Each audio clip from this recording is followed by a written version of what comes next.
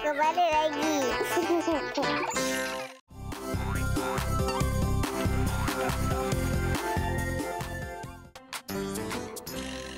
Hai Farah. Hai Kila.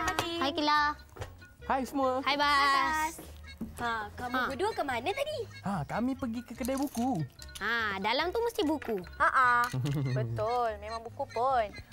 Saya beli semua buku-buku ni dengan menggunakan wang saku saya tahu.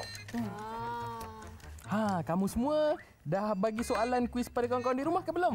Belum. Kami tunggu Bas lagi Tunggu lah. pasal. Baguslah kalau macam tu kita bagi tahulah sama-sama. Jom.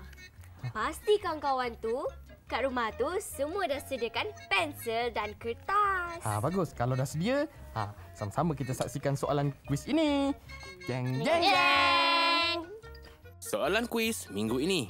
Namakan haiwan peliharaan yang diperkenalkan oleh Abang Adi kali ini. Siapakah nama hos bagi segmen buku at Kids On 2 pada episod kali ini? Kalau dapat jawapan, hantarkan terus kepada alamat yang tertera di bawah ini.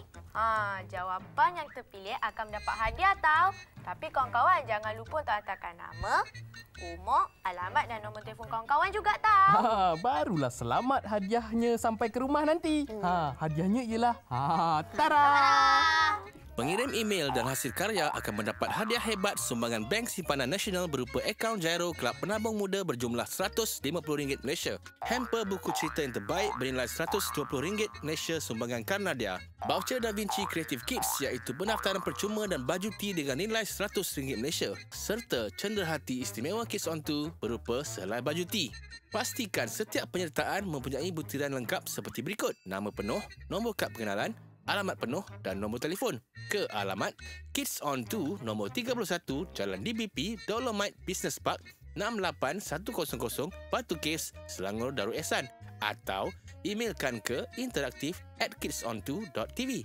Tunggu apa lagi? Hantarlah segera. Pemenang kuis minggu ini ialah Nur Hidayah binti Yusof dari Batu Caves Selangor Darul Ehsan. Baiklah kawan-kawan, jangan lupa tahu jawab soalan kuis tu dan hantar. Sehingga kita jumpa lagi lah minggu depan di hari Jumaat, Sabtu dan Ahad dalam Kids On 2 hanya di TV2. Jumpa lagi. Tata.